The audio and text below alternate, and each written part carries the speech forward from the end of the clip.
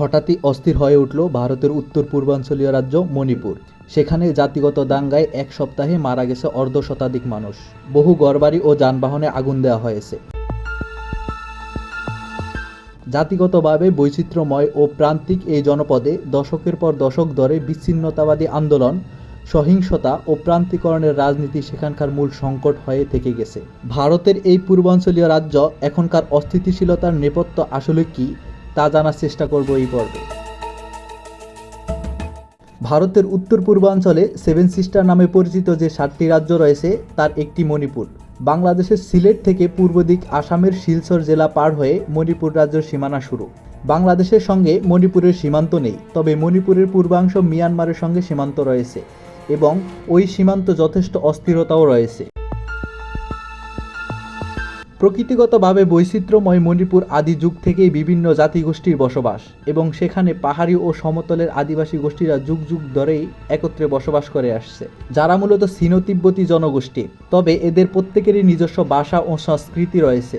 British ঔপনিবেশিক শাসনামলে ভারতের প্রিন্সলি স্টেট হিসাবে যে রাজ্যগুলোর মর্যাদা ছিল তার একটি মণিপুর। কাশ্মীরের মতো মণিপুরও ভারত স্বাধীন হওয়ার পরপরই ভারতে যুক্ত হয়নি, বরং 1949 সালে তারা ভারতের যুক্তরাজ্য ব্যবস্থায় যুক্ত হয়। মণিপুরের শাসক মহারাজা বুদ্ধচরণ ভারত সরকারের সঙ্গে এ বিষয়ে চুক্তি সই করেন, আর তা থেকেই ওই রাজ্য বিচ্ছিন্নতাবাদের আন্দোলনের সূত্রপাত। তবে গত সপ্তাহে শুরু হওয়া দাঙ্গা ও সহিংস পরিস্থিতি গত কয়েক বছরের মধ্যে সেখানকার সবচেয়ে বড় বিক্ষোভ ও অস্থিরতা সৃষ্টি করেছে। গত 3 মে বুধবার মণিপুরের চন্দ্রচূড় জেলায় বিক্ষোভ মিছিল ডাকে রাজ্যের আদিবাসী ছাত্রদের union, all tribal students union. ওই মিছিলে স্থানীয় নাগা ও কুকি সম্প্রদায়ের হাজার হাজার জন অংশ নেয়। কিছুক্ষণের মধ্যেই তাদের সঙ্গে রাজ্য সংখ্যাগরিষ্ঠ সম্প্রদায় মেইতে বা মণিপুরীদের সংঘর্ষ বাধে এবং তা দাঙ্গায় রূপ নেয়। মণিপুরের 36 লাখ জনগোষ্ঠীর 53% মেইতেই জনগোষ্ঠীর সদস্য, যারা মূলত সনাতন ধর্মাবলম্বী বা হিন্দু সম্প্রদায় হিসেবে চিহ্নিত। মণিপুরে মেইতেইরা শিডিউলড ট্রাইব হিসাবে গণ্য হয় না, যে কারণে সরকারি চাকরি, স্বাস্থ্য ও শিক্ষা ব্যবস্থায় সংরক্ষণ সুবিধার সুযোগ থেকে তারা বঞ্চিত হয়ে আসছে বলে দাবি মেইতেইদের। ভারতের সংখ্যালঘু জনগোষ্ঠীর জন্য সমান সুযোগ সৃষ্টি করতে সে দেশের সংবিধানে এই শিডিউল ট্রাইব স্বীকৃতির বিধান রাখা হয়েছে। সংবিধানে শিডিউল কাস্ট, ভারতে যারা মূলত দলিত বা হরিজন সম্প্রদায়ের সদস্য হিসেবে পরিচিত, ও শিডিউল ট্রাইব ভারতের রাজনীতিতে দীর্ঘদিনের আলোচনার বিষয়বস্তু। এদিকে মেইতেই সম্প্রদায় শিডিউল ট্রাইব হিসাবে শ্রেণীভুক্ত হওয়ার জন্য গত কয়েক বছর ধরেই দাবি জানিয়ে আসছিল। ভারতের কেন্দ্রে ক্ষমতাসীন হিন্দু জাতীয়তাবাদী দল বিজেপি মেইতেইদের এই দাবির পক্ষে সহানুভূতিশীল। তাদের এই দাবিকে সমর্থন জানিয়ে মণিপুর বিধানসভা নির্বাচন জয়লাভ করে সেখানকার সরকারও গঠন করেছে। তবে দ্বন্দ্ব কোথায়? মণিপুরে মেইতেই এবং অন্যান্য জনগোষ্ঠীর মধ্যে বিভেদটি রাজনৈতিক এবং ভৌগোলিকভাবে স্পষ্ট।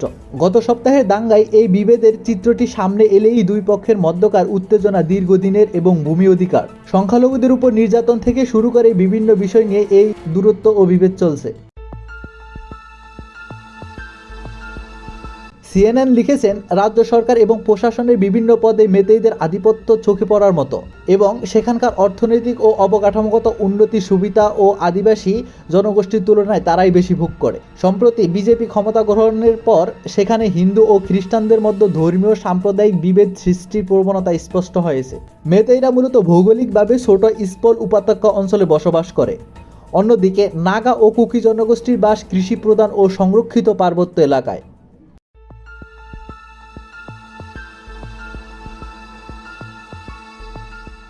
শিডিউল ট্রাইব না হওয়ায় মেইতেইরা সংরক্ষিত এলাকায় ভূমির মালিকানা নিতে পারে না। এখন মণিপুর হাইকোর্টের রায়ের পর নাগা ও কুকি সম্প্রদায়ের সদস্যদের মধ্যে উদ্বেগ দেখা দিয়েছে।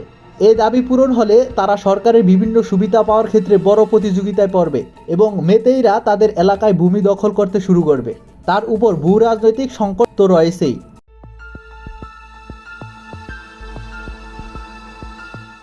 2021 সালে প্রতিবেশী মিয়ানমারে সামরিক অভ্যুত্থান ও সামরিক বাহিনীর অভিযানের ফলে সে দেশের আদিবাসী গোষ্ঠী চীন সম্প্রদায়ের অনেক সীমানা পেরিয়ে মণিপুরে আশ্রয় নেয়। মণিপুরের কুকিরা, যারা জাতিগতভাবে চীন সম্প্রদায়ের সমগোত্রীয়, বলেছে ভারতের আশ্রয় নেওয়া এই শরণার্থীদের বিরুদ্ধে অনৈতিক অভিযান পরিচালনা করেছে রাজ্য সরকার। সে কারণে কুকিরা নিজেদের জাতিগত বিদ্বেষের শিকার ভাবছে এবং অসহায়ত্ব বোধ করছে। রাজ্য জুড়ে গত সপ্তাহের মতো দাঙ্গা পরিস্থিতি বিরাজ না করলেও বিচ্ছিন্নভাবে বিভিন্ন স্থানে এখনও থেমে থেমে সহিংসতার খবর পাওয়া যায়। ভিডিও চিত্র ও ছবিতে দেখা গেছে কুকি সম্প্রদায়ের কিছু বসতি বাঁশ কাঠের ব্যারিকেড দিয়ে সুরক্ষা ব্যবস্থা গড়ে তুলেছে। রাজ্যটি এখনও উত্তেজনাময়, ফলে এটা এখনও বলা সম্ভব নয় যে কখন ও কিভাবে এই অস্থিরতা স্থমিত হবে। তাদের অনেকে বাড়ি ফিরতে শুরু করছে বলে জানিয়েছে রয়টার্স। মণিপুরের অনেক বাসিন্দাই প্রাণ বাঁচাতে পাশের রাজ্য নাগাল্যান্ড, মিজোরাম ও মেঘালয়ে আশ্রয় নিয়েছে। ভারতের নিরাপত্তা বাহিনীর সদস্যরা তাদের পাহারা দিয়ে নিজ নিজ বাড়িতে পৌঁছে দিচ্ছে বলে জানান কর্মকর্তারা। ভারতের সামরিক বাহিনীর পক্ষ থেকে জানানো হয়েছে, গত সপ্তাহের দাঙ্গায় কমপক্ষে 23,000 মানুষ বাস্তুচ্যুত হয়েছে এবং তাদের একটি অংশ সামরিক বাহিনীর ত্রাণ শিবিরে আশ্রয় নিয়েছে। রোববার এক বিবৃতিতে সামরিক বাহিনী জানিয়েছে, আশার আলো দেখা যাচ্ছে এবং পরিস্থিতি শান্ত হয়ে আসছে। আসাম রাইফেলস ও সামরিক বাহিনীর 120 থেকে 125টি দল উদ্ধার কাজ পরিচালনা করছে।